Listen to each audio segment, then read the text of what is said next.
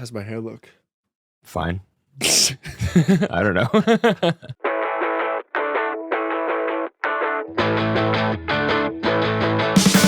What's going on, everybody? Welcome to My Friend's Basement Studio podcast. My name is Maxim. My name's Connor. And we're he's the friend. And this is his basement. Yeah. Someone, I was at a show last night and I explained the dynamic. And they're like, oh yeah, Maxim Studio. I'm like, yeah, I work there. I live there. He's like, oh, you're the friend. Yeah. I'm like, yeah, that's it. Yeah, exactly. It's kind of funny because a lot of people know me first. Mm-hmm. But when they actually see that, like when I hand them off to you for like scheduling and stuff, I feel like there's like a jarring thing where it's like, oh, he doesn't live here. Yeah. Yeah. I mean, things have been busy. Yeah, it's been busy. We haven't, even though this will come out weekly, we haven't recorded in a few weeks because we had a few episodes backlogged. But like it almost feels like from the last time we recorded, we were talking about what we learned from the podcasting convention. Yep. That was a month ago, actually. Yeah. And in case you're keeping up on the timeline for your My Friend's Basement Studio canon. But there's so many things that have happened. Yeah. Like almost the business model has been redeveloped. Yeah. We've launched shows. We're starting to do work that I didn't think we would get into this early. Yeah. But I know we usually start with lessons learned. We can dive into some of that other stuff. Well, I guess we're here. Because it kind of ties into it. I think. Oh yeah, let's start with lessons learned. Keep it clean. Yeah. This week might be more of a diary of the business development than an explicit tutorial. Yeah, because we said we were going to talk about marketing. Mm-hmm. We wanted to have our graphic designer on. They were unavailable, and so like I think we just said we'll try and get him on at some point in the future and have a little bit more of an expert. Maybe we start bringing guests on soon. Yeah. But this week, we just got to talk about what we've been up to for the last month, basically. What we've been doing with the business. But start with lessons learned. What do you got? I think patience is the big one. Mm-hmm. And I think this isn't like, I didn't learn this in the last month, but I think it's been more crystallized in the last month. Okay. Because I don't know if I shared this on the podcast. I think we shared it on your Don't Quit Your Day Job show. But like, I quit my job. It was a convenient time to quit my job, but it was also like I did that to start building the studio. Yeah. And there's a sense of urgency that brings. Mm-hmm. And so it's very much like any type of conversation, anytime podcast comes up, it's like, you come use our studio type of thing. Yep. And that's kind of become like a joking thing I do now with like people that have been around me enough. Like I'll ham it up for friends that have like heard about the studio a lot. I do it too. But it is one of those things where I'm like in more public settings, unless someone's explicit, like we are developing a podcast. Yeah. I used to be like, okay, come to us. Now I'm like, let us know if there's anything we can do to help. Even if you go somewhere else, we can be a sounding board. And like, I don't need to pitch it as much. Mm-hmm. The nice part is we've grown a really good reputation. And that kind of goes back into what I was talking about in terms of getting into new work that I didn't foresee happening this quickly. Yeah. But there's a piece of it, like, because the business is running in the right direction, it's almost a waiting game. It's like people that we have talked to 6 weeks ago, and they're like, yeah, we'll be doing our own thing, have come back around. It's just like, as long as you keep doing good work, and you focus on that, and you just keep being social, you let people know that you care about the work they're doing. Right. You don't need to sell yourself as hard. There's always a little bit of sales in there, but it's really like a patience game. And part of that patience comes like, we want people that want to be here, that want to work with us. Yeah. And so it's like a natural fit of like waiting for the people that want to work with us, mm-hmm. and then not pushing people here that don't want to work with us. Yeah.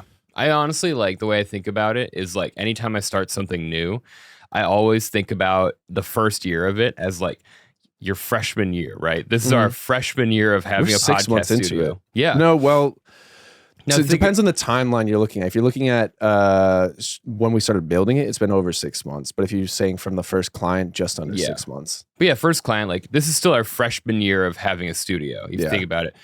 Now think about your freshman year of college versus your senior year of college. Yeah. Like it's so different. And even then it's like, I thought about the same thing with comedy. Like, oh, my freshman year of comedy versus like 4 years in, which is where I'm now. Yeah. worlds apart. And that's just part of the patience game. It's like you just have to remind yourself like things like take time. And the fact that we have so many clients already, like it's kind of silly. We're probably up to like 20 by now. Well, it depends on how you count it. Contract signs versus clients in the studio, because some people are multiple. We're way over 20 if we're counting just clients, whole number. Contract signed, it's a little bit less. So we're like chugging along. Honestly, I'm surprised that like it seems like every week we get like one new person who's interested. It's been more than that recently. We've had 3 or 4 people reach out. This past week before that, it was 3. Patience, waiting game. It really is. And it's like we talked about this in the very first episode. We can't grow too fast, or we will We'll implode. Yeah. If we grow too fast, we have to raise rates, and then no one's happy. That and just like burnout. Oh yeah. Like I've definitely gotten very close to burnout a few times, and you've been really good about like take care of yourself. Like go do those other things. Don't be at home. Because I'm so good about the patience waiting game. Because I know it's just like everything you could possibly do. I don't think anything in life can be qualified as a sprint, except for those like things for like a real job where they're like, we need this like today. But for the most part, everything is just kind of like, if we draw it out and take a healthy, balanced approach to it, and like we still have incoming traffic. If we had like 3 clients and that's like where we're stuck, I'd be like, okay, let's like pick it up and grind on it. But right now we're doing very well with the organic growth. So I'm like, we can take a little bit backseat, don't spend too much time. And we also have shows in-house that we know we're going to need to support more. That's one of the other things that we've started to do. I'm sure we'll get into it later, but like there's at least 3 or 4 projects that we'll need to be really hands-on for, and that's way more work than what we're doing right now anyway. It's night and day. It's like just knowing what is coming down. Like part of the reason I think you should chill now is because there will not be time to chill later. Well, we're doing a lot of things to try and prepare for that. Yeah. So I guess before we dive into the meaty stuff, I'll do my lessons learned. My lessons learned is about a little thing called compression. Oh. The compression knob on the switcher. So that and EQ. And EQing. So kind of after engineering dozens and dozens of episodes at this point, like we're over 100 recordings with clients. Oh yeah, we are. And just like 100 video recordings. And there's more audio only. Yeah. So we're probably like close to 150. Yeah. But I was always like, there was some like our switcher, like, listen, we're self-taught audio engineers in some ways.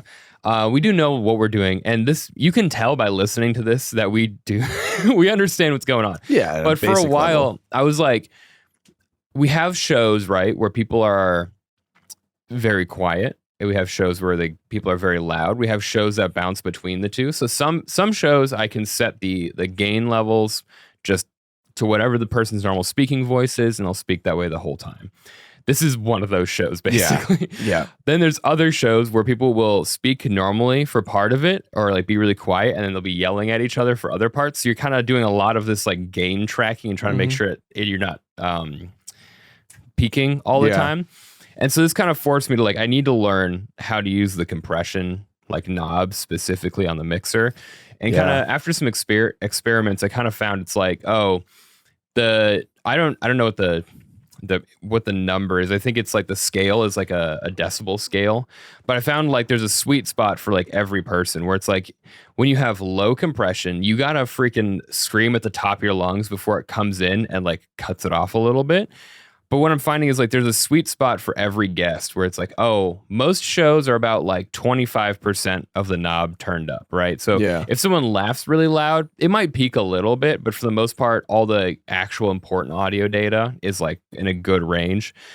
Some shows though, where they're like really loud, I'm putting them at like 60% compression, or 40. And I noticed that if you go above halfway on the knob, it starts to sound very tinny and kind of like talking in a little cup, you know? Well, there's a few things with the compression that I've noticed. Some guests, and I don't always share this, but should more is like, remember, it's like a stage mic where if you this is like, I'm not going to get really loud, but if you get louder and you pull it closer, it's gonna peak. It's like you need to go the opposite direction. And there's some shows too where it's like they don't have that instinct. So it's like a little bit of coaching in that, like this doubles this, don't pull closer and get louder.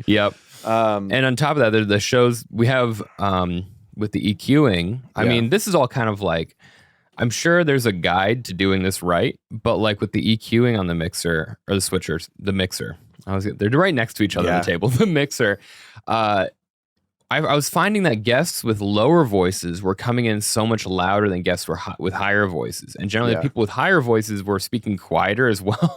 So there'd be a large disparity in the signal level. And I realized like, on our mixer we had the low end turned up like 6 dB or something, which is insane, and then the high end kind of turned down. So I did some adjustment, and I guess my big takeaway would be, I think if I were to like start fresh, like I want us to like, for us, we want to have those audio levels like basically the same between shows to make sure we have consistency. If I were to reset this whole thing up, I would get like a variety of people on, and for each channel on the mixer, I would tune it to their voice to get all their levels, like basically the same, coming in the same through the headphones, sounding very similar, and then maybe taking an average of those and kind of setting all the tracks. That's a very engineering mindset. I don't know how you chose the numbers the first time. No, I think I just was like testing things with my own voice, and I was like, okay. That makes sense because you have a lower voice, so you're going to boost the lower end a little bit to make it more full sounding. What we should do, this is a pro tip.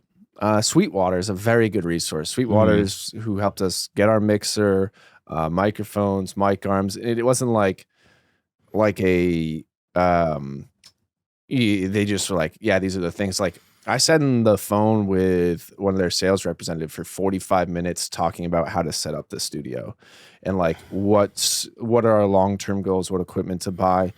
And I always end up calling the same person. And we should call and just be like, hey, what do you recommend? Because I think it's one of those things, learning that, well, we know we don't know that. So that's the first degree of not knowing. But it's like, we should just sit down with someone who knows a little bit more. We have a few friends that know a little bit more about EQing than we do. So maybe we just go, do we want something more neutral? Do we want to boost it before it gets into where we're recording and figure it out? I always get...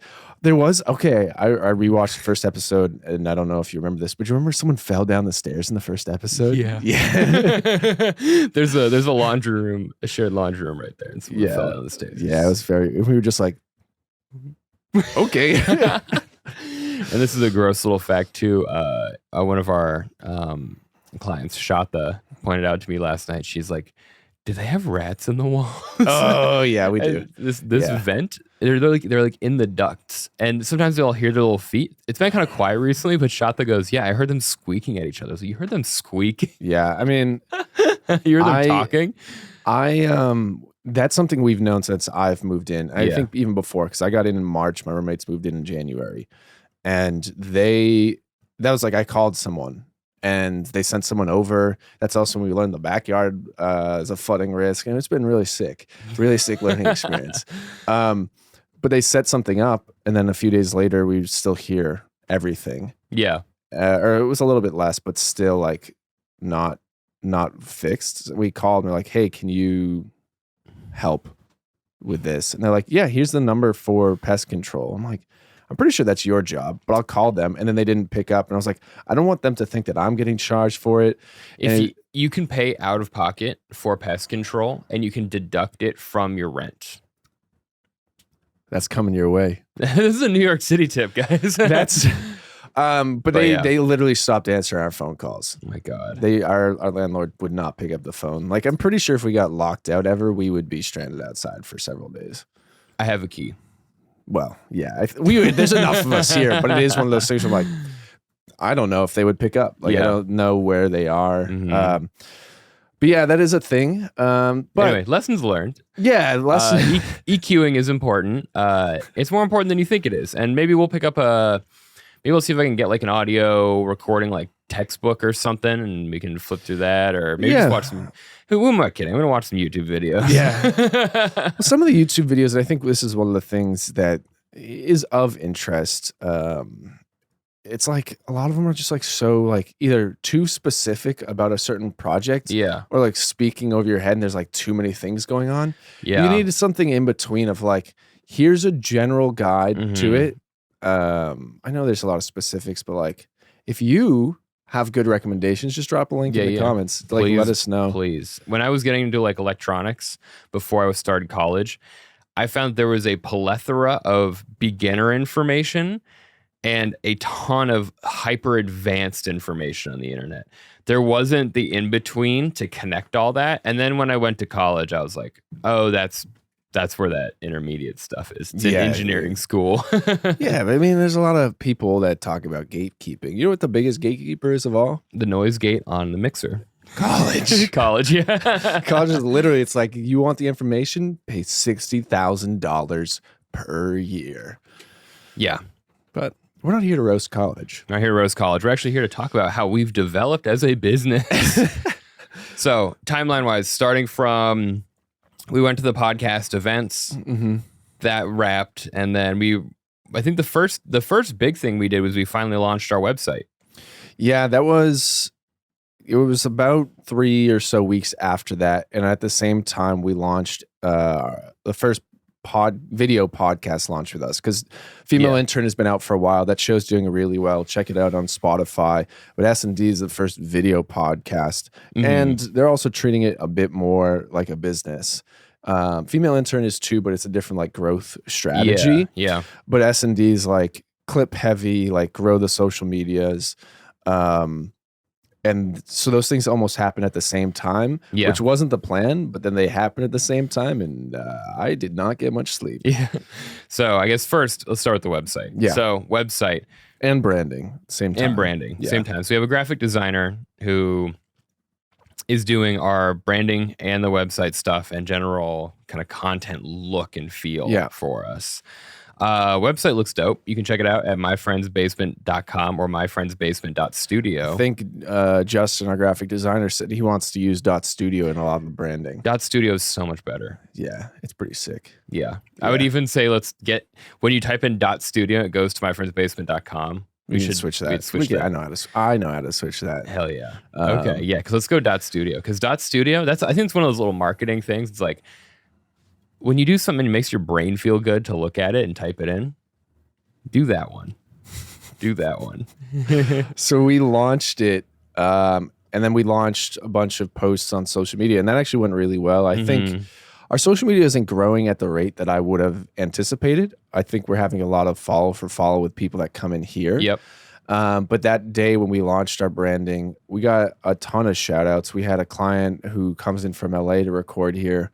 That's when they let us know that they were coming back, and that actually led to another booking. I think I told you this. The second book, the third booking, well, technically the first booking the day on Wednesday, this past Wednesday, was a recommendation from the people in LA to a New York comic. Oh wow! So they reached out to a ton of people, shared it. I think we had like close to 30 stories. We were on 30 stories or something like that. So it did really well.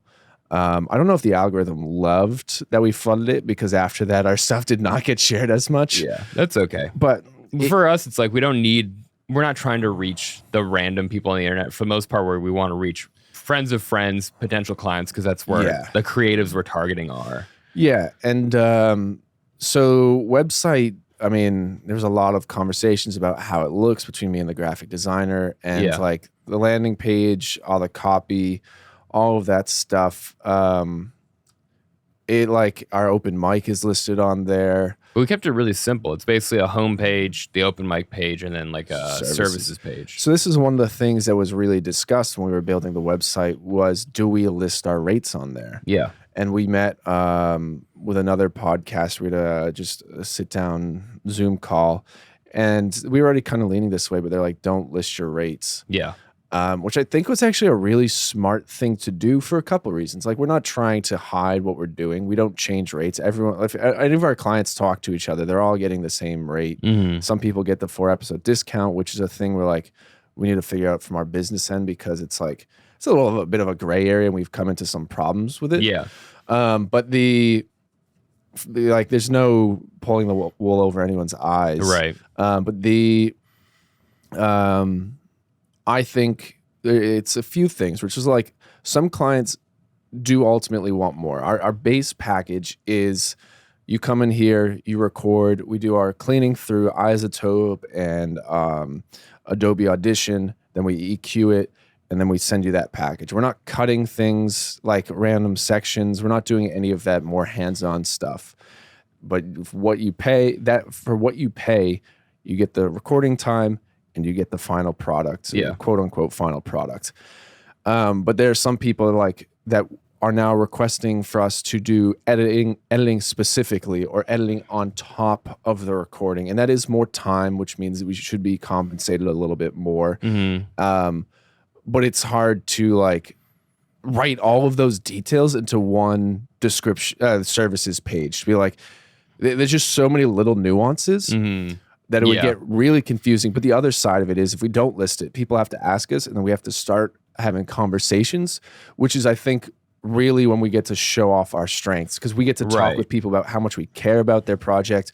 And we're not just sitting there being like, yes, please come work with us. We're like, I think we've had conversations about like, all right, your show should be actually seasonal. You maybe shouldn't record as many as you were thinking, or like, you actually shouldn't go for audio. Like, we won't try and just upsell everyone. We try and do what's best for their business. Yeah. And we can only learn that through conversation, and not listing our rates starts that conversation earlier. Yes, I agree. I think it's also, I think not listing rates is also good, because it's like, what we thought coming into this is, a lot of the shows we're going to have like kind of the standard, like the same shape, if you will, like, you know, intro, outro, 1 hour of content or so. And we're like, okay, we're priced for that, for the one-shot comedy podcast. And as time's gone on, it's like, oh, we're going to have like probably a lot more variety soon. We just signed up for this early, which is kind of a manageable format. Yeah. But if we have our rates on our website, there's a lot of room for misinterpretation. Like, oh, you said 1 hour is this and your editing is this. Yeah. Well, not if you want it chopped and screwed and cut and stretched, and like, you want all these things in there. So not having the rates explicitly on the services page, it helps us, and it helps manage the expectations of the customer, because then they directly interface with us. Yeah, I mean, it starts the dialogue a lot earlier. Yeah, and it's like, we show that we're no bullshit up front, and then people, I think, respect that, and also like understand that when we explain other things. Yeah, I mean, I think the website too, we went heavy with the Polaroids. People seem to love them. We got to figure out, we have too many for our bulletin board. I think we're going to put them down the stairs. I think that's the next thing on that shelf area. We need a little, we got to go through our budget. I think we got to use some like blue sticky tack, and then just stick them to the wall.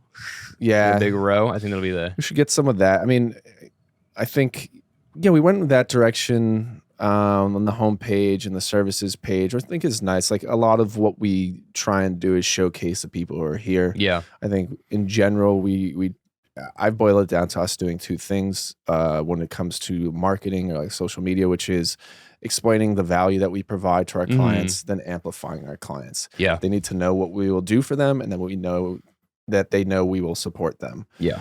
And, but it's more about the people who are here than us. Right. Exactly. And as long as we keep that focus, things will be good.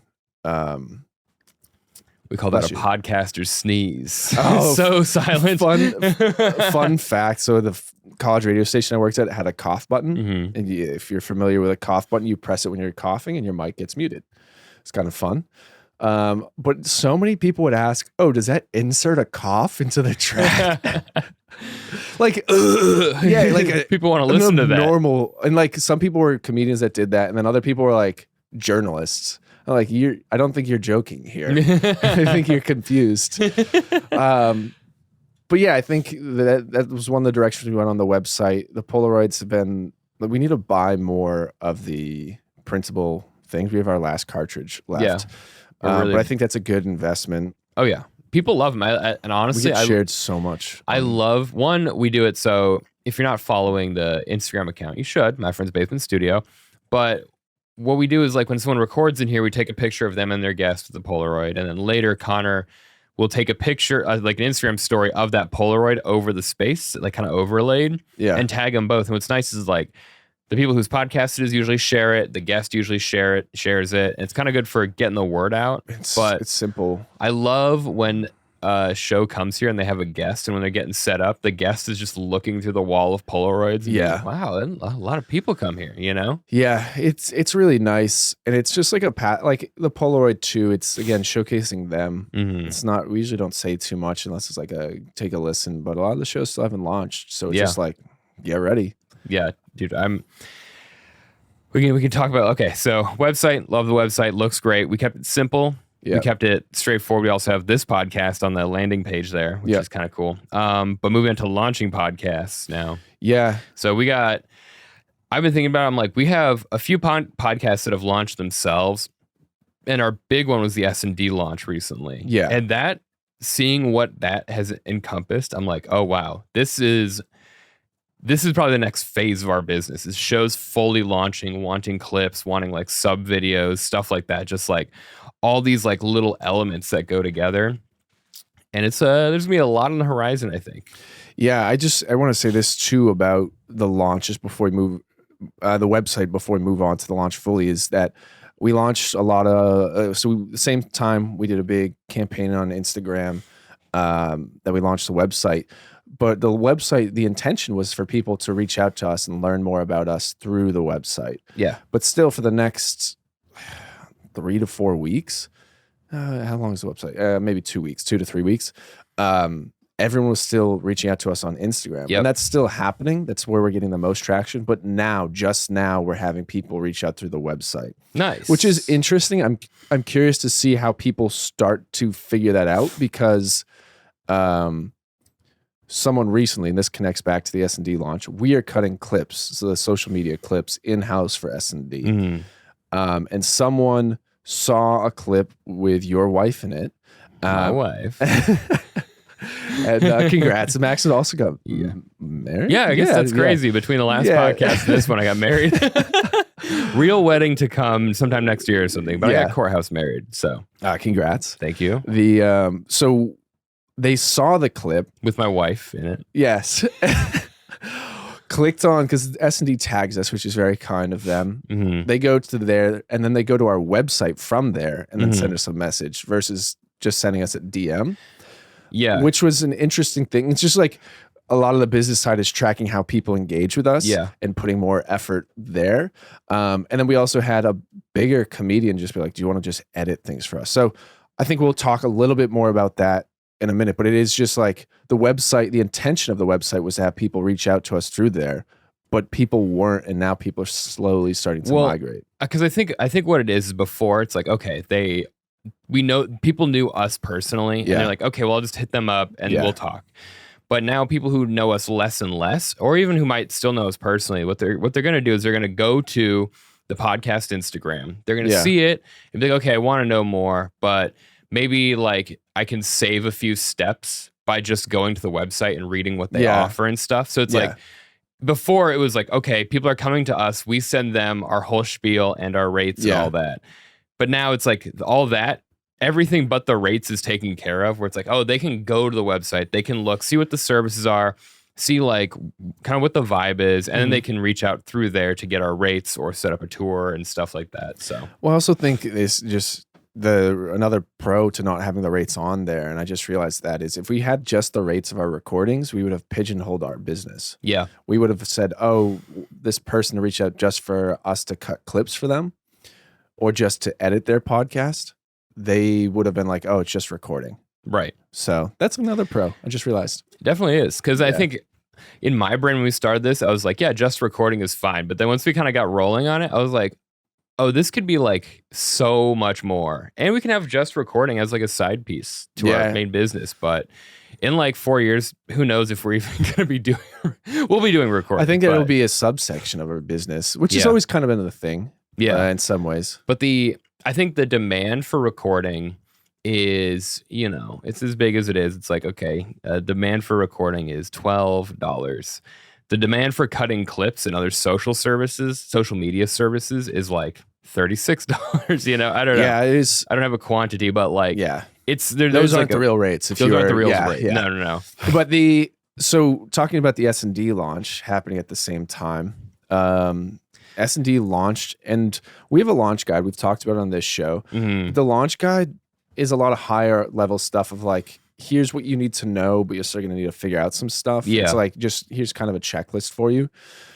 But once you get into it, there's so many pieces to the actual launch when you're doing something that's social media heavy, or like targeting towards the growth, because like Female Intern, fantastic show, like doing really well, but there's not a lot of we're not cutting clips. It's audio only. There's not the YouTube section, and that's very manageable. And I think that's perfect for that show because it is really intimate. Yeah. And like the fact that you don't put people on camera allows them to be a little bit more intimate. It's like really, really well thought out. But that is a different level of work when it comes to releasing episodes. And that is very manageable. Yeah. That goes back to managing expectations, like kind of right in the right wheelhouse for that show as it's gaining steam, and it is gaining steam. Yeah. But for S&D, it's like that show, it's prank calls. It's built for YouTube. Yeah. It's built to have clips on social media. And we're learning about certain clients, like where their skill sets lie. And also we're very intentional of like, you may be able to do this, but also we can probably do it better or more efficiently. Right. And you save your time. We've talked about that all the time. Yeah. But just like, don't stress yourself out about stuff that you're not actually passionate about doing, because that is how you get burnt out on a podcast. So it was very hands-on for me. David Dobbins, the D to S&D. D. Well, he lives here. Yeah. And so we like had a lot of time spent together, a lot of late nights. And I realized through that process, I'm like, oh, it's really convenient that he lives here because we can talk about this. But there are going to be clients. The next one that does this, that needs us to be more hands-on, is not going to live here. Right. And it's important to have boundaries and set expectations of how we're going to meet, how many revisions we're going to do, all that stuff. I think that's important, but it's also like, I don't think the amount of hands-on-ness that we will be providing will be less during that initial launch time. I think we'll be able to navigate it better, just like you said, but I do think it's going to be like, it's kind of a hectic time. And it's also like, you're going to have the first episode is going to do really well, and then your numbers are going to start to drop. So there's also the hand holding of like, don't worry about that. You're figuring out who the people that just clicked on it because they're friendly and who are the people that actually wanted to watch it. But it was, I mean, if we actually go down the list, we've talked about our launch guide before, but if you're talking about full YouTube social media launch, you need to have clips ready to go to promo, clips ready to go for the actual episode. You need to have your YouTube set up. You need to have your thumbnails set up for both YouTube and Instagram. You need to have your episode titles done, which we've got a lot of questions about episode titles from the people that are here. Ooh, and interesting. Then you need to have your description set up, all the links set up in your description. And then if you're on YouTube, you might as well go ahead and add all your branding that you need there, including the banner. Please stop. Yes. And you're going to stress me out. Yeah, no, but that's the type of thing where like, we're holding the hands of people that are experiencing that for the first time. Yeah. And then they go, oh no, we have to do this every week. Or some of it. But some of it. That's the big thing, is you don't have to do some of it. You got to do all of it once, and you have to do some of it every week. Yes.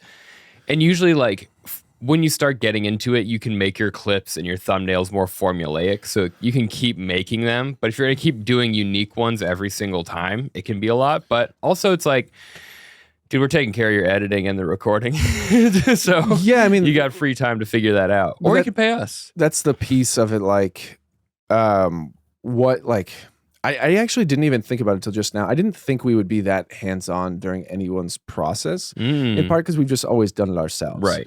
But it makes sense for the rate of failure is the wrong word. Failure is too strong of a word, but the rate of dropping a podcast, stopping a podcast, that becomes burdensome for a lot of people. Yeah. And so like we have worked with S&D and I've been explaining to people like we're really trying to meet our clients where they are.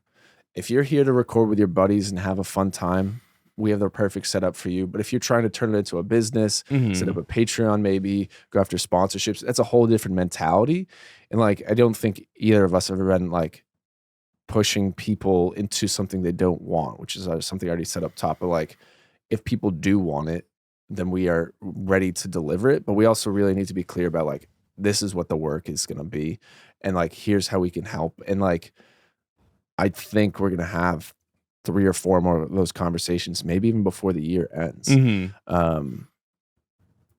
that's just with the podcast we already know we have in-house. Yeah. So it's gonna be busy. It's gonna be busy. It's gonna be a lot, but it's very encouraging. It gives me a lot of hope for this business because the demand is there. Like no question about it. Like, and there's a lot of like, as we've said before, a lot of people want to do these things, but don't have the technical know-how or the time, and we just provide that. And even myself, what's crazy is doing this process for S&D. I was like, oh, all those stand-up clips and roast battle clips that I just don't want to make, but I should make, I literally can just pay someone to do it. It never occurred to me because like so much of stand-up comedy is you pull your own weight through everything. Even like with my own podcast, is I pull my weight the whole way. And then when we started doing this stuff, I was like, I could just pay someone to do this. I didn't know I was allowed to do that. I've talked about this for a long time on this podcast and off, but there is a changing the culture that needs to happen for this studio. Excuse me.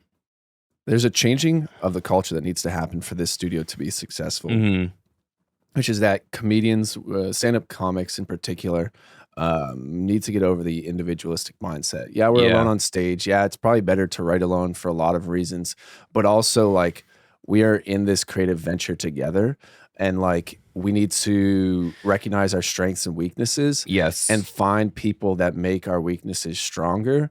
And also like self-identify. It kind of even falls into the self-care category of like, I should not be doing this because it will drive me insane. I will claw my eyes out if I have to capture another video. But it's one of those like, just there are people that are willing to do it and we need to work together. But it's also like a lot of us don't have a lot of money. Yeah. And so it's like training people to be willing to invest in themselves. Absolutely. Or even not even to invest in themselves, but teaching them that that's an option. Yeah. It's like instead of being overwhelmed by the work, you'd be like, oh, okay, I actually don't need to be overwhelmed because I can literally just have someone help me. Yeah. Because we don't need to do it alone. Right. Exactly. And it's so good. And like the podcasting experience is inherently very communal. Yeah. Like the stand-up thing, I can see it taking a while to be like, oh, I should pay someone to do my clips. But in this world now, it's like kind of opening up where it's like all of our shows that we have, a lot of them are the hosts are being guests on other shows that are cool. Here, which is great. Noah Schneider's coming back to do a new podcast and then Noah's also on the Tony Awards this week. Nice. Yeah. And that's one thing. We have a group chat with all of our podcast hosts, and the Tony Awards with Samantha Prosser and Jake Everhart, they just came into the group chat and they're like, hey, we're about to start our next round of episodes and you all get first dibs on being guests, which I thought was so cool because they're just like, they just want to have a fun show and they'll put every single person on that wants to be on it. Yeah. And so I really like that. I like that community building. And also like as time passes, right? Like this is like sophomore year, junior year of studio type stuff, right? Mm-hmm. Like I think I've said this before, but I'm really looking forward to once we have a bunch of these shows launched, all the viewers are going to be like, wait, I've seen that studio before. Wait, I've seen that before we're not over even there here. Yet. And we're not even like, we're gaining steam, but we're not even really on a lot of people's radars. But like once it gets there, a couple years from now, like people are going to recognize this and there's going to be a lot of curiosity. And I want to be like our goal is like maybe like a network or a media company of some type. And it's kind of reminding me of like like old internet videos, like old YouTube videos, when you would have like these crossovers between people and you're like, oh, they're all friends. Like they all know each other. Like that's so cool. And like, we're building up the BCU, the Basement Cinematic Universe. I think there's a lot of like, there's a lot of positivity. We touched about it at the beginning, starting to do things that we didn't expect. And it's really like specifically just editing shows. Yeah. And then the clip making. And it's like the clip making is almost the biggest side of the business, the biggest untapped side of the business, because you can cut 40 clips from a podcast and they also don't need to record here. They can still be doing it on their own. It's like we're really putting forward of like, we'll help you in whatever capacity you want. You don't need to record here. Like, let's just be a part of this cool project. And I really would not be surprised. Yeah, like we said up top, like if those things outgross our business. Our what we thought was our core business. Yeah. It actually, it will, like for the packages we are making for people, like the bigger packages, because that is something we're doing with the clients, S&D. We sat down, we were like, hey, we know you're looking for more commitment from us. We want to help you with that. Let's devise a custom package of like that fits your budget. That was a big thing we went through. It was like what works, what doesn't. And then basically is like, all right, we're not only recording, but we're cutting clips. We're cutting YouTube videos for you. And then like the consulting stuff, we offered other things that they want to take on, but those things, actually looking at it, will out the ancillary. Is that the word I'm thinking of? I don't know that word. That's not helpful. What do ants have to do with this, huh? The stuff outside of the recording though will outgross just the plain recording for that. So in theory, like just looking at it that perspective, that is the bigger side of the business that we're not even tapping into yet. Especially because the unfortunate reality for people our age and older is that marketing your podcast, a lot of it comes down to being on TikTok and like posting regularly on TikTok or Instagram Reels and having that clip content. Like my like Gundam podcast, I know I bring it up all the time, but I'm having a great time experimenting with the differences between having multiple podcasts and multiple strategies. That one, we don't need clips or anything. We're just promoting directly through the communities who are engaging with this like show and this type of content and just posting online. Like I just text post. I don't even like put images. I just like text post. Here's the link to listen. Yeah. And like we have 7 episodes and we just broke like 600 listens. Yeah. We just had one pass 100, which is cool. So it's like, those aren't insane numbers, but we're also in a very specific niche. So it's like, it's good. And so that approach has been easy, but like my podcast is like Don't Quit Your Day Job, my main podcast. I'm like, oh, this is really going to boil down to, can I get this in front of as many people as possible? Can I get the best clips, like super widespread TikTok, Instagram? They need to go to as many people as possible. I don't know. Something about it. I have had, this is a cool development. I'm going to pat myself on the back for this one. Don't Quit Your Day Job. 2-week periods in a row had the most listenership of all time for like its congrats length. Thank you. This is a managing expectations type thing, but like when I first started, it's like, I was getting like 15 listens per episode, which was what we were getting towards the end of small town radio. So I'd already tempered my expectations. It's low, it's fine. And when I look at my listenership over time, there's of course spikes and dips and stuff like that. But the volume under that curve is growing like continuously. It's always getting bigger. And it's like, if I just took the time to make more clips and post them on TikTok or something, I could rake in probably a lot more. But and that's the piece of like going to the business side of it. I mean, clips depending on the type of show can take a decent amount of time. Yes.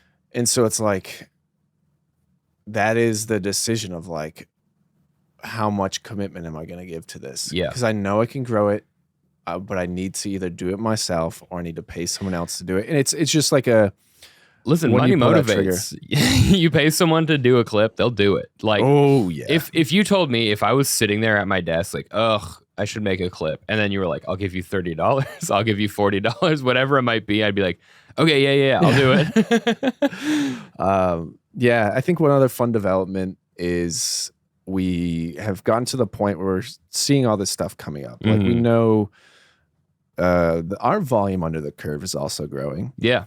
Also one thing about that too, just in general, tip for managing expectations. If you made it this far into the episode, it's like your volume under the curve isn't established in your first couple episodes. You're literally just, the first couple episodes are just distilling who actually is going to listen to your podcast every week. Yep. And it's like, you just got to be okay with that. You got to see the numbers dropping and go, that's okay. Those 25 people in the third episode probably also listened to the first one. Yep. And they're going to stick with me. Like, you don't really know until you're like 10 or 15 in, I think. Like, it's such a long game, and like every podcast has like a launch, like honeymoon, pruning, and then like a regrowth of like established listenership. And it's really like, for the hosts, it's our jobs to be like, just enjoy doing the show as much as possible. That's what's going to keep you going, because if you do have a good thing, just weather the storm, because this is literally what happens to every single podcast. That every single indie podcast.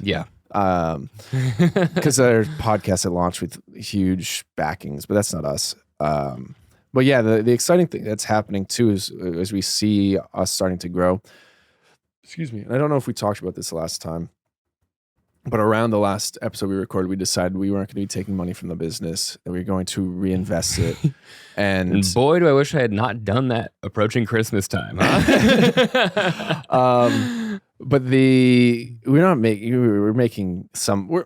I think we're exceeding our expectations, but our expectations weren't very high. Right. But the piece of it is we're using that money to start to hire people, because we just see like it's going to be a mess. We're actually going to be sitting down after this to like talk about next steps for the people we've done interviews with. But it's like, we also need to now take our own advice. Yeah. And be like, all right, let's offload it. The nice part is we're not paying out of pocket. We're paying from the business. But it is exciting to be like, there's a few fun developments that have come from that. One, I think hiring people is going to have more people as invested in to bring people into this space as we are. Yes. So we're growing our guerrilla marketing capacity.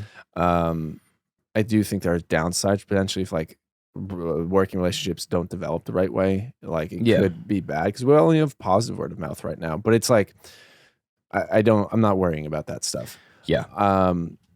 But that is just like a possibility, putting it out there in the universe. But I'm only manifesting the good stuff. Yeah. But the other piece is we've talked about launching more shows through our network. Yes. Our not podcast network, but YouTube channel of really like seasonal fun. Like we're going to experiment with the space, and then potentially let the people that work here be a part of that process. If they have a show like, hey, you're already working for us, come use it.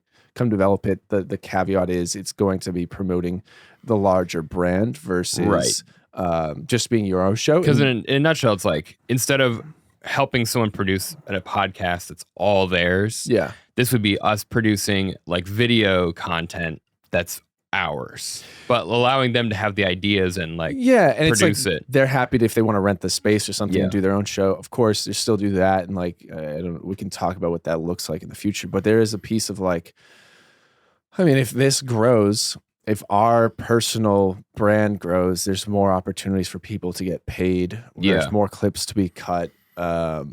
We started to get into those alternative revenue streams from creating content. But I think like there's a number of benefits to actually growing your team. And I think that's also true for podcasts in general. Like if we're cutting clips for your show, we're like really invested in seeing these clips do well. So you have more people in your corner. But we're deciding to do that probably earlier than maybe I don't know. It's good to have people. I got some ideas in the chamber. Oh yeah. But it's it's also more time. But I don't know. We'll figure it out. It's kind of exciting. I think producing stuff in-house just under the studio's name is going to be great. Like this is obviously the first of those projects. This is like a more continual thing. Yeah. But like, I love the idea of doing like a 5 episode of something, 5 episodes of a podcast format or a video podcast or just like a video, just because like I said, like Don't Quit Your Day Job. I just released episode 115 as of recording right now. So that like weekly grind has never changed. And starting shows that have a definite endpoint sounds so cool. Yeah. I think we'll do a lot of fun stuff. And I think that also clears up a number of issues from the marketing side. Yeah. We're like talking about tutorials, which maybe we still like, maybe they get baked in here. I think actually baking them into these and then cutting clips might be the way to go. We'll talk about it. But that doesn't excite. Every time I thought about it, I was like, I just don't want to be a tutorial. Like this is how we'll teach you it. We will. We're not going to go to our website and email us. We'll teach you whatever. Okay, we'll hop on a call. We'll teach you. But like, prepping content. Yeah, it's like highly cut and stuff. Like it would do well, but I don't want to create a YouTube channel about.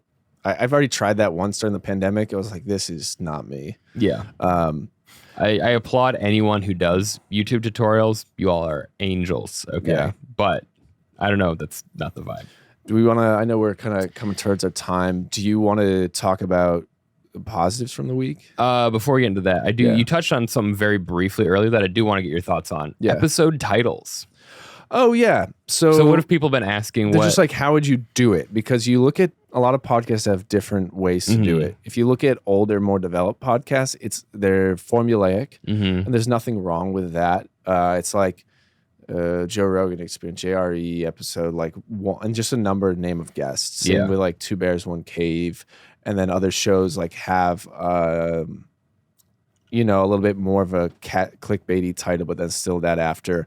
And I do think so. People were asking, do we just do the formulaic one? Do we do something else? S&D asked this, and then Worthless Clowns, Brittany Cardwell and Ali O'Neill asked about this almost in the same time as each other. I just hadn't really thought about it too much, but my instinct was these shows that have fully established fan bases, hosts, that's fine for them, but we are in a new age where we're trying so hard for people's attention that we should be more creative. You should have a title that gauges people interest right away. The way I title things is the clickbaity thing, line, vertical line. I don't know what that's actually called. It's not an M dash or N dash. It's the vertical line, and then episode number and like show name, episode number. So that's all the information is there. But I would say if you're really just going YouTube, like trying to get the views or growing on social media, just do the catchy name. Because you can put it in the description. You can put all that other information somewhere else. See, I think I'm a little bit of that, but I'm kind of opposite. So as a podcast listener, one thing that drives me crazy is when I read an article or like a Reddit post or someone says, oh, this person was on this podcast and they had a great talk about it, right? Then you go to that podcast page and the episodes aren't numbered, so you just have to scroll, and it's visually very hard. So interesting. What I do for Don't Quit Your Day Job, and I wish I might go through and edit all these titles, because I literally say episode number dash name and then colon whatever their topic is. Yeah. What I do for the Gundam podcast now is I just do E1 dash and then the episode that we're reviewing and then our own episode, because I need some type of chronologic, like some cataloging or index, but spelling out episode was a big mistake on my part. I wish I hadn't done it. Maybe I'll go back and just change them all to E1, E2, stuff like that. But I also think the clickbaity title, I like your idea. I think what I would do if I was going to start a new show right now was I would do like maybe just like one, like a number to start, be like S1, E1, and then dash, and then something like I ate a frog this week or something, and then with guest name. Yeah. I also think when guests share it, like if your family is like, oh, we heard you were on, like we saw that you were on a podcast, where can we listen to that? You say, oh, this is the podcast link, or like it's on this show and I'm on episode 17 or whatever. Yeah, you convinced me. I do think like EP, I do the EP dot number line title with so and so. So that way, I guess it makes sense because I was on the mind of like clickbait thing, then line episode number. But there is something, if you're trying to find it quickly, having it be the first thing, that makes a lot of sense. But I also think if you're really good at it, or you just take a little bit extra time, you could be like, all right, there's no more than 3 words, and then it's always still going to be visible because you can go over the visible space on like Spotify. Right. So I think there's like, but having that number very easy to identify for scrolling purposes. Yeah, I think we should, there we go. We figured it out. Yeah. A little bit of indexing, but I think as long as you have the index in there, you can do whatever you want with the title. But having the guest name is important. Yeah. Well. Yeah. All right. Things, positive takeaways from the last month. I know we talked about a lot of stuff, but is anything? Let's see. Studio related, positive takeaways. I think it was my wife getting one of the hottest S&D clips because she nailed that prank call. We got like 5,000 views in the first, 5,000 views and 150 likes in the first day. Yeah. So I mean, I love that. I was so happy to see it. And Lee was literally like, I've gotten more validation from other comedians over that prank call than I have for any of my jokes. It got shared in the first 24 hours 20 times too. Yeah. Like that was a really high share volume, and I didn't get to see, like, it wasn't just people I knew. But also, like, why didn't Instagram throw more support behind it? It was a lot of like our network of people, because it's super cool. But we also have a clip now that has almost 450 likes on our page. We have 390 followers, or 380 followers. But it's literally like every person that's watched it over the last month, because we posted this 2 months ago, just likes it. Our views has about the same number of views as Lee's. Listen, if you worry about the algorithm all the day, your stomach is going to get nuts. I know. I have adopted the approach of like, that's also I want to hire. We're hiring video editor and social media. It's like, they take care of it. I just look at like analytics on like a high level thing of like, all right, this is what's working, this is what's not. Yeah. And don't spend as much time worrying about it. But it's like, this has 450 likes, which is 3 times the amount that Lee's has, which is doing great. But we have almost the same number of views. I'm like, Instagram, just pick a lane. Yeah. Just also, just give us what we want. Yeah, I think, well, that clip's doing really well. And that clip also attracted a potential new client that we're touring with today. Amazing. Yeah. So that one was great. That's my studio related. I'm going to do this second part is for my Gundam podcast. This is podcast related, but it's a kind of a cool thing that is also a lessons learned in a way. It's kind of a compound thing. I should have mentioned this earlier, but basically we watch this episode of this anime every week. Yeah. And we also say up top, if you have any questions, you got any beef, you got any theories about the show, just email us and we plug the email address. And what's been really dope is our last episode, we had 5 pieces of listener mail to read, all from people we don't know and all over the world. It's very cool. It was very exciting to read. The lessons learned, though, was that because it's a heavily written anime, these listener mails are very long because people's like theories about how these things connect. And so my lessons learned is if you have a show where you're getting like a lot of listener mail about what's going on, maybe do a separate listener mail episode, like as a bonus, like every couple weeks. I think the route that we're taking is I just I was so nice about it. I was like, guys, thank you so much for listening. I am so honored that you guys would write in and like or want to interact with the show. It makes me feel so good. I'm so grateful for this. But like keep it to 5 sentences. Like keep it to a manageable volume because I want to read all of your listener mails in the show. But if it's like 8 paragraphs, it kind of it kind of gums up the flow of the episode a little bit. I think what you should do potentially is to not deter people from putting everything down is do a TLDR up top. I also did say if you want to you can say, read this in the episode, don't read this in the episode. Great. Yeah, I think that's because it's like cool that people are so invested. I love it. Yeah. I'm like, I've never gotten listener mail before. We tried so hard with Small Town Radio. And like, I mean, Jack Swimer. Yeah, Jack Swimer. We had a few recommendations. That show. Dude, I will go to Jack Swimer's funeral one day. It could be 90 years from now, and I'll be like, he was the only one who wrote into Small Town Radio.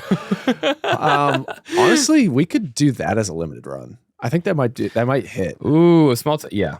I'd be so down to bring it back. I'm like, we still got stickers. Yeah, I mean, people are asking, but people are asking who's asking. Jack Swimer.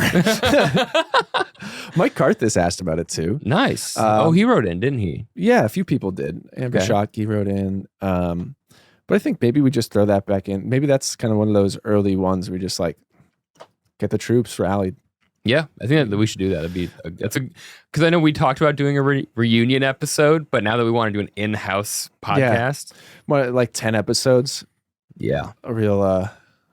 Yeah, we can have guests too. We wanted to do that before. Yeah. But I'm trying to think. I think. So fan mail, very fun. Yeah, it feels the best. I also have been catching myself. I'm trying to make my brain say listener mail, not fan mail.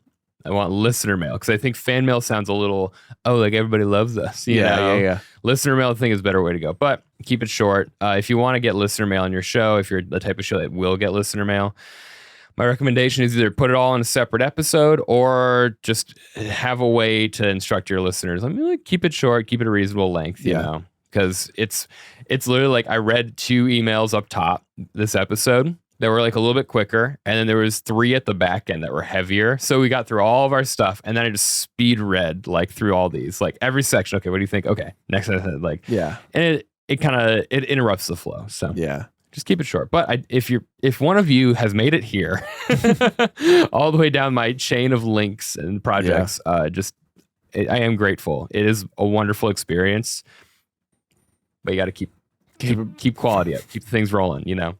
Yeah. For me, I think we've talked a lot about this stuff. I think like I'm super grateful. Like I got teary about some of this stuff. Like when we get new things sent our way, because it is like. Not enough sunlight. That's your problem. Crying because you're sad about being in the basement. Well, there's a few other elements rolling in the background, but I do think it's like I quit my job for this, and it was like a big risk. I like knew it was like worst case scenario, I was going to find another job, and we just have a studio to use. Yeah. But it's been growing so much faster, and like it's just a good reputation right now. And that's really rewarding to be like, all right, I kind of went out on a limb with this thing, and it's been an idea that I've had for such a long time. Yeah. That it's like, oh, we're getting like it's been more rewarding than I thought. It has the same feeling as like running a successful comedy show, you know? Yeah. It's like, oh, I've got we have something that we built that people want to be a part of. Yeah, but we're also making more money than most comedy shows. Oh, by a long shot. But that's not to say we're making a lot. It's just saying a lot of comedy shows don't make much of anything. But I think like that has been really cool, especially the other stuff of like the other ancillary. Let's say it's a real word. Ancillary. I really hope it is not something very offensive. You could say secondary or tertiary.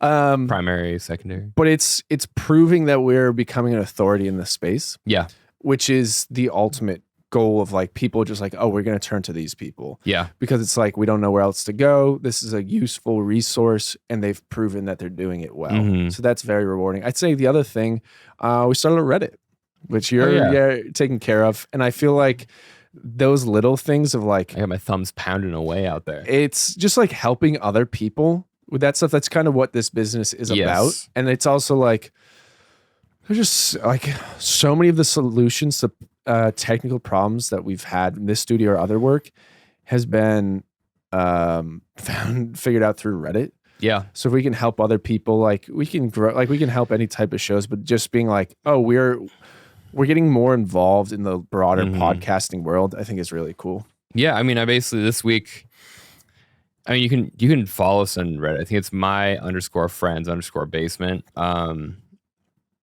pretty easy. But this week, let's see, I just been like following the podcasting subreddits and trying to comment and help where I can. Yeah. You can't burn yourself out and answer every question. No. But like let's see, I helped someone with marketing. I basically, someone was asking how to, the watering hole thing. Which should have sent it to our episode. Yeah. Well, this would have been the marketing episode. Yeah. So I commented like, oh yeah, go to where your listeners are and stuff like that. And they're like, thank you, Smiley Couch. And they're like, this makes so much sense. And then I helped someone with some episode titles, which was good. And then just today on my way here, someone was asking about like, I think they're like kind of like newer, more casual podcasters who are like, how do we like make sure we keep an hour of content like engaging? My suggestions were like, because they said their topics were kind of like, they pick a topic every week and they discuss. And I said, well, if you pick a more narrow theme and you apply a structure to the show, you can reach an hour easily. Well, I think there's two sides of it, and we've already gone past an hour. This is wow. Yeah, just a little bit. But I think there's also, I'm trying to tell more people this too, and I think it's more specific to potentially to comedy podcasts. Is like, you don't always need to fill the time. No, you don't. That's you don't. That's the end of it. Like even like there are great comedy podcasts that are like 45 minutes, which I think is my approach is my show is not a comedy podcast, so an hour and a half is just like, I think interviews don't get good until 45 minutes in. That's just how it is. But a comedy podcast is only 45 minutes. You listen to it on your commute or like you're at work, you listen to it. It leaves you wanting more for next week. You're like, oh, this is just like the right amount of satisfying, but like I want to hear the next one. You should, anyone who's thinking about a show should think about their value proposition. Just like that's what audiences will want. But when you also start to think about that, you think about how to structure the show, because it ultimately is like, you should have like something niche down, but also like we've seen podcasts in here. It's like, oh, we have 10 minutes left, and they'll just talk about things like, this wasn't really like what the whole episode, the vibe of the episode was. Now, if it's like filling times, like, and I've told that to people, like, you don't like, of course you can do whatever you want, it's your time, but also like, you don't always need to feel that pressure just to fill time for filling time's sake. Yeah. Focus on putting together the best thing possible. Yes, exactly. I find it just, you said it all. That's it. All right. That's our fan mail. Our fan mail just stealing other people's questions on Reddit. Yeah. All right. Okay, guys, go to the website. Check it out. myfriendsbasement.studio. Yeah. And if you're watching this on YouTube, like, subscribe. Yeah, please do that. Follow us on Instagram. I think our links are on the website as well. So follow us everywhere, guys. And my personal, you can follow me at asparaguts, which is like asparagus with guts at the end for Instagram. And then you can click the link in my bio for all my projects. At Connor Kwiecien with an underscore in between. Nice. I'll let you figure out where the underscore is. Nice. And all those links will be in the episode description. Thank you guys so much for listening. If you have any other questions for us, you can drop it in the comments. You can send us an email via our website, whatever you want. But if you have extra questions or want us to cover a specific topic, maybe you're unsure about something, just let us know. We're happy to help. And we'd rather chit chat about it in a longer episode than do a tutorial episode show. All right, guys. Bye. Thank you for listening.